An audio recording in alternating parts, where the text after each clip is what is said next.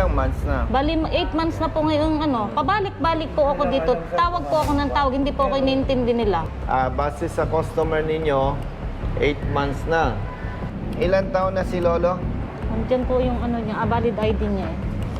79. Alam mo, tatanda rin kayo eh.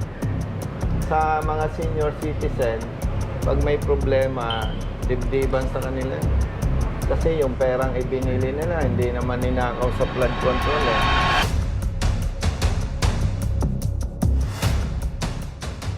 Ano mo yung... Lolo, bali, pinsan ng aking lola. Brother, dito ka ba? Ako po yung ako sa atin. Ikaw. Lola ko yung nakabili nito kasi may linya po sa amin. Ito yung rehistro. Opo. Hindi ma-transfer dahil... Hindi po matransfer kasi po yung pong CR niya ay wala pong junior. Ito. Opo. Pero ang ID po niya ay may junior. Ito po. Ang problema lang yung junior. Po, sir. Sa rehistro, Walang junior. walang junior. Pero sa lisensya niya, may junior. Di ba kayo, brother, ang nag-aasikaso ng rehistro? Opo, sir. Nasaan ang files ng requirements niya? Sa 18 na po yan, sir. May pasa na po namin. Siyempre, may file kayo. Sa sales invoice, meron naman to. Yung unit, brother, nabili nila, repossess, di ba? Repo po yun. Ang naging problema between you and LTO. Ilang months na kayong Bali, pabalik-balik? ito po ay June namin nabili. Tapos ipinrases po namin. Nandiyan po yung deed of sale. May ipinrases namin agad ng June katapusan. Ngayon po, ibinalik sa amin ng LTO ng July 1st week. Ang sabi sa akin, Tess, pumunta ka dito ng LTO Tagaytay kasi hindi natin matatransfer kasi yung kanyang CR ay walang junior. Sabi niya, sabi ko, ano po bang magandang gawin dyan? Pupunta po ba ako ng Lipa? Pumunta ako ng Lipa. Ngayon, pagdating ko doon, pinakita ko yan. Ang sabi po sa akin ay ibalik ko ng dealer kung saan kinuha ng repo iyan. Tama. Papakita ko lang po sa inyo yung conversation about sa daan. Yung binigay sa akin na si ma'am. Sinong ma'am? Sa LTO po, yung pinapasahan namin ng mga, pag nagka-para-store, humingi po ako ng tulong kung ano po yung magandang step or mga details na dapat kong gawin. Bali, ito po yung binigay niya sa akin. Ang hinihingi ko naman po is kung paano po siya isa-send or paano format po. Saan? Sa na po ito, parang sa sentro. Sa mismong main branch. Main ng? Ng LTO. Para daw madagdagan po ng letter ng junior. Sinong LTO yung kausap Sa mo? Lipa po, yung pinapasahan po namin, humingi po ako ng tulong kung paano po yung magiging step na paano po yung pinakagagawin po namin. Pag naipakita mo sa akin yung attachment at may junior, sasabihin ko sa'yo, labas ka na sa usapan. Labas na sa usapan ng office mo. Bilang advocates kami na tumutulong sa katulad niya, kami na ang makikipag-ugnayan sa LTO. LTO, ayusin ninyo yung trabaho nyo. Dahil nagkamali kayo, itama ninyo. Kusapin mong manager mo, brother. May files yan.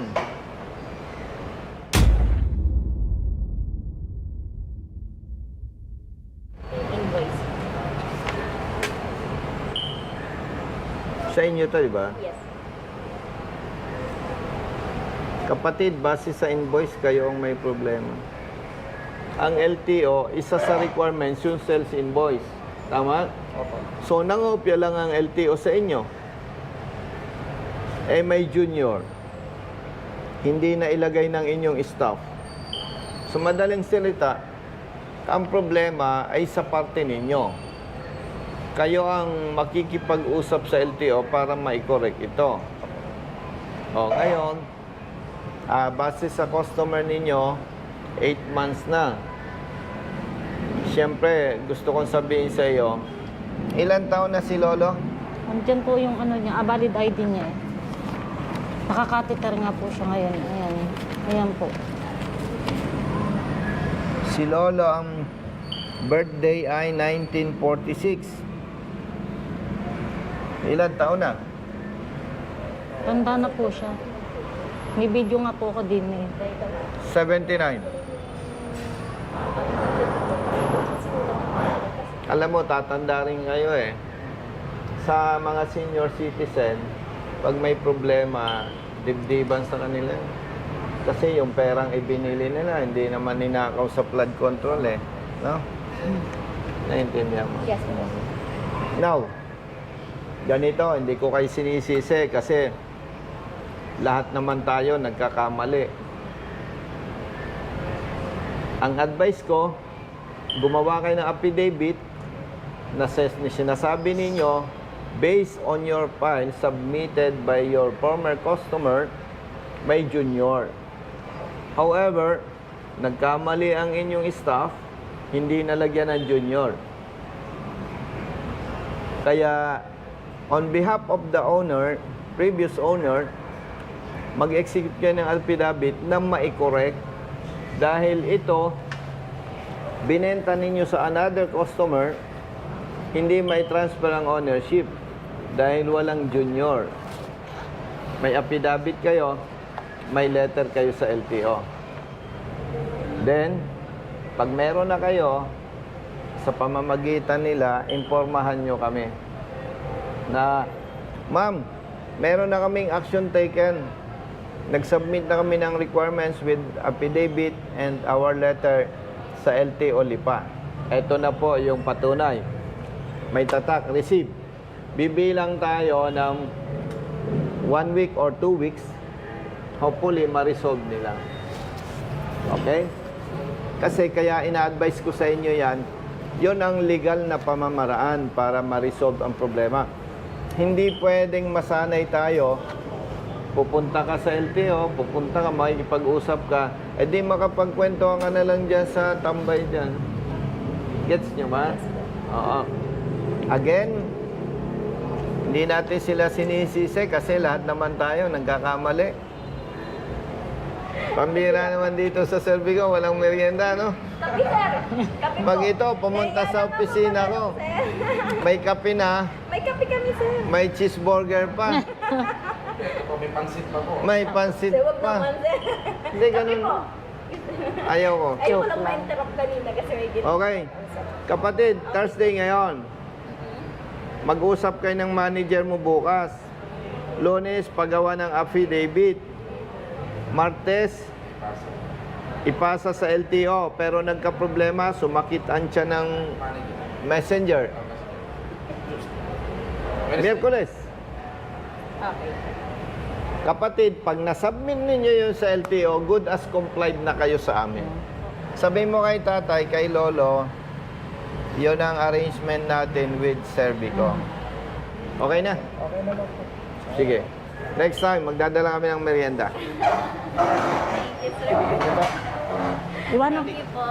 Bilisan nyo, ako ay magkakape pa. Smile po sa akin po. Tingin. 1, 2, 3. Sa akin po. 1, 2, 3. Kuya, punta ko doon. Okay, smile po. 1, 2, 3. Okay. Wait lang po. Thank you, sir. Brother. Muna. Dito ka lang sa photo. Nahihirapan na kami kaya hingi na kami ng... Hindi, okay lang yun. Kami naman, kami naman. Kuya, bigyan mo kayo ng sticker. Ay, yan! Ganito, brother. Thank you. Madami ako sa tricycle. Ikaw si brother. Matt. Matt. Ay, akala ko napakalaki ng road sa motor. Ganito, kapatid. Thank you. Ang ibig sabihin nito, basta tama, kampi-kampi tayo. Ang ginagawa nyo, umuwi na kayo. Thank you, boss. Ayan.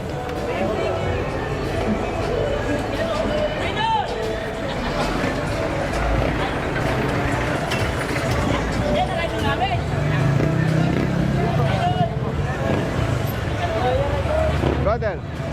Jerry, let's go na. Let's go na kay Jerry.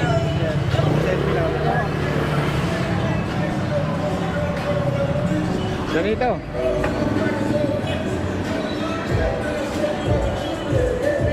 Thank you po.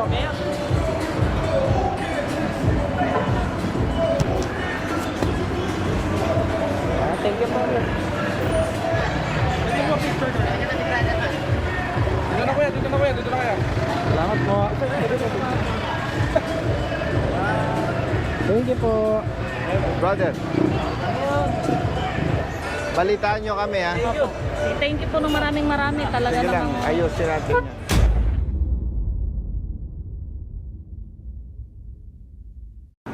Magandang araw po sa ating lahat. Ngayon po ay nasa harapan ko si Sis Tess Recto and Brother Sunny Rehensya. Yes, sir. Okay. Ang maikling kwento nito nagsimula doon sa post natin. Nag-comment si tatay. Lolo. Lolo. Ang sabi ni Lolo, siya daw ay 80 years old na. Yung kanyang biniling sasakyan ay 8 months na may problema. Hindi maisalin sa kanya yung Sa pangalan yung ORCR. ORCR. At alam nyo po sa ating mga kababayan, sa mga senior citizen, especially, mabigat para sa kanila yung Brother Matt, yung bumili ka ng isang bagay, lalo pat yun ay pinagsumikapan mo, tapos hindi mo maangkin ng totoo dahil nakapangalan sa iba, no? Kaya nandito sina sisters para i-update tayo. Yung ipinayo natin sa personal ng survey ko, sinunod nila. Opo, nagampanan naman po nila. Kaya mabilis na lumabas. Mabilis pong naayos nila kahapon din. Okay. At ito ay alam na siyempre ni Lolo.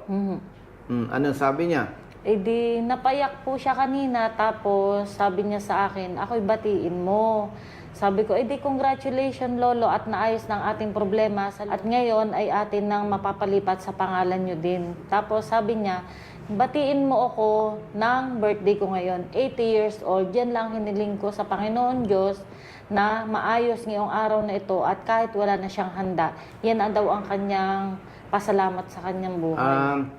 Ako po pala ay nagpapasalamat dun sa, tumawag po ako sa inyo noon na sa staff ninyo na humingi ako ng tulong kasi yung anak ko nagbenta ng sasakyan na Honda City. City. Kotse? Yes, Oo. Honda City. Ay ngayon po, noong time na naibenta na po namin dito sa Tagasilang, tapos hindi naman, sabi namin, usapan namin, babalik sa amin kasi magkakaroon kami ng deed of sale at kahit ako na lang ang magpaano ng deed of sale. Ngayon po, yung Magpanotaryo? Oo, magpanotaryo. Pero meron po kaming picture at saka yung kasulatan ng kamay na katunayan na nagbentahan kami. Ngayon, pagkaroon po ng mga ilang buwan, ay di pinuntahan namin yung tao dito sa Silang. Ang sabi noong beanan, wala na daw po, umuwi na ng probinsya. Ngayon, nitong October, bigla na lang pong may dumating sa amin na sulat galing abogado kasi naibenta na daw uli yung sasakyan sa Maynila. Demand letter. Nagkaroon ng problema, parang nakadisgrasya yung bata ng sasakyan ng insurance. Eh di kami po yung pinapa-shoulder ng lahat ng mga pangangailangan. Eh ngayon, sabi ko nga, Dahil hindi pa naisalan. hindi pa naisalin. Hindi pa Oo. naisalin. Ngayon, Kaya talagang kayo ang hahabulin. oo. Tapos ngayon, ako po ay di syempre, nanay, nung bata, wala rin naman kaming pera. At yun ho'y kaya binenta namin, ginamit namin sa kanya nung nagkasakit. Tapos di ako ito, nung gabi, hindi ako nakakatulog, tumawag po ako sa inyo. Ngayon may nakasagot po sa akin. Ako'y napayuhan na kung ano yung aking gagawin, kung magpaapugato ako na yung sasakyan ay wala na sa amin, pati yung sulat ng deed of sale, ipakita ko lahat. Yun. Ayun, tapos yung ginawa po namin, in-email po namin doon sa nagdi-demand po sa amin ng sulat na gano'n sa insurance po. Tama. Kaya ang gagawin naman ng legal office, ang hahabulin, yung nagbili sa'yo, yung Oho. bumili. Oho. Kaya napakahalaga, Brother Matt, kahit sabihin mong hindi notaryado, pero may perma, May perma, may kasulatan. may depensa. Kasi kung verbal lang at nagkahiwalay, nagbayaran, malaki ang problema mo. Ayun nga po. Tapos ngayon, lumapit din po kami dun sa witness Kasi sabi din po nung staff ninyo na kung makakikita yung witness na nakasulat doon sa aming kasulatan, Mas puntahan, ay di kami humingi ng sulat kamay habang binibidyo na siya ang witness nung time na binili ng kanyang pamangkin, yung kotse sa amin. Tapos sinund uli namin yung payo ng staff nyo na sinund uli namin doon sa insurance company na nagre-reklamo. Kaya hindi na kayo... Ay ngayon, awa ng Diyos naman po, October, November, December, hanggang ngayon, wala na pong nag-ano sa amin. Kaya ako'y malaking pasalamat po sa inyo talaga. Nakakadalwa na pala to. Opo. Kaya kami Sana po wala talagang nang patatlo, ha? Opo. Meron, wag naman. Ay, Kami ano. naman, madam, wala kaming pinipili. Opo. Okay, talagang sobrang nagpapasalamat po sa inyo at talagang nung time na nag-ano si Lolo na eto, may tayong tulong ganyan, na pagka-chat ko po, pagka-comment ko po dun sa live nyo, agad-agad po si Brumat na sumagot na ganito ganyan. Ayun na po. Salamat po at ako Ayos. natugunan niyo agad. Nalimutan ko, salamat po sa Facebook.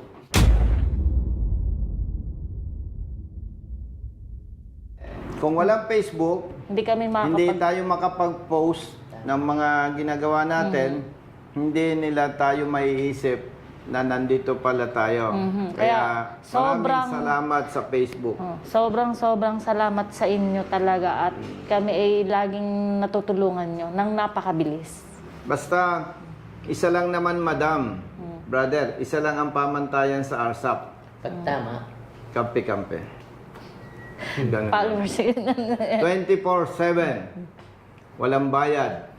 Libre ang pagtulong. Bakit? Minsan lang tayo mabubuhay. So, sabi mo kay Lolo, napakabuti ng Diyos. Papanood po niya ito, boss. Nagdasal siya.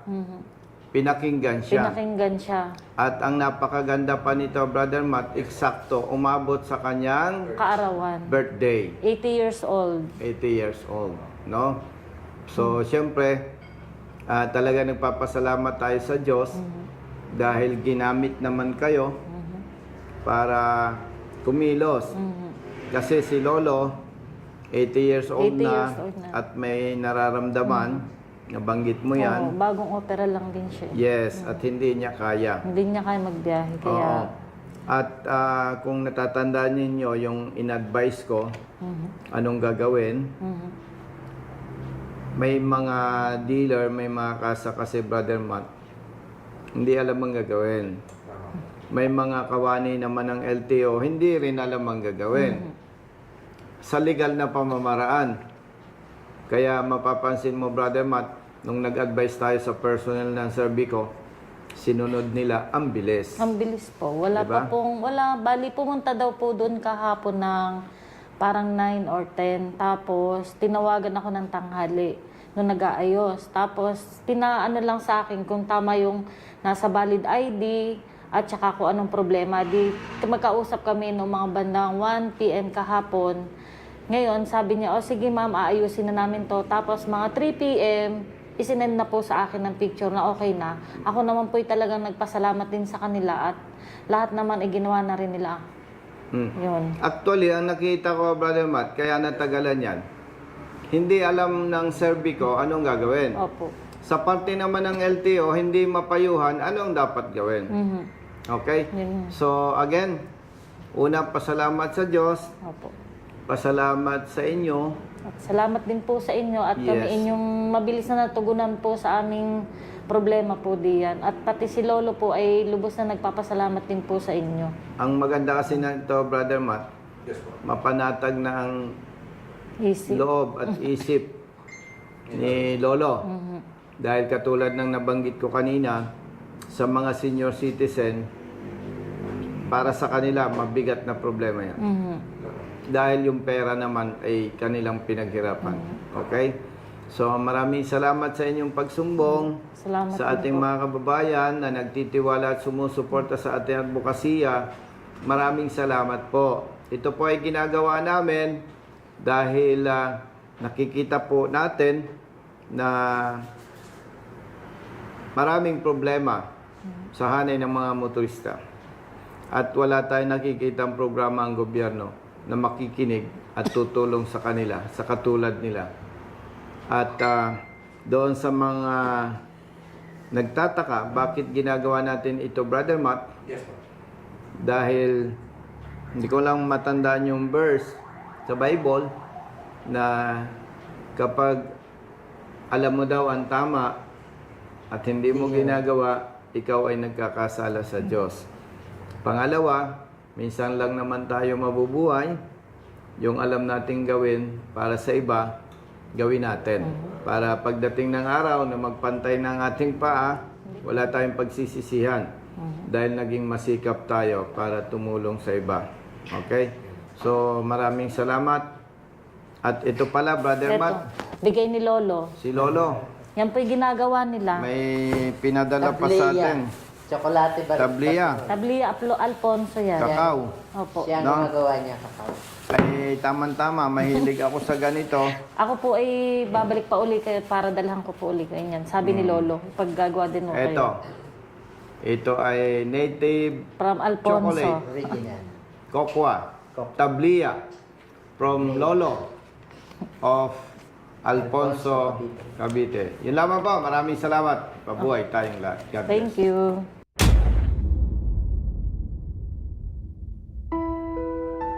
Ako po si Vivencio Pel ay lubos na nagpapasalamat una sa Panginoon at sa grupo ni Coronel Bosita, gayon din kay Tess Recto na walang sawang tumulong sa amin sa pag-aayos ng papeles ng aming sasakyan. Pagpalain ko ng Diyos sa inyong mga gawain at mas marami pang matulungan at ang pagpapala ng Diyos ay sumainyo ngayon at magpakailanman. Maraming salamat po. Huwag ka nang mangamba, di ka nag-iisa. Basta't nasa tama, may kakampi ka.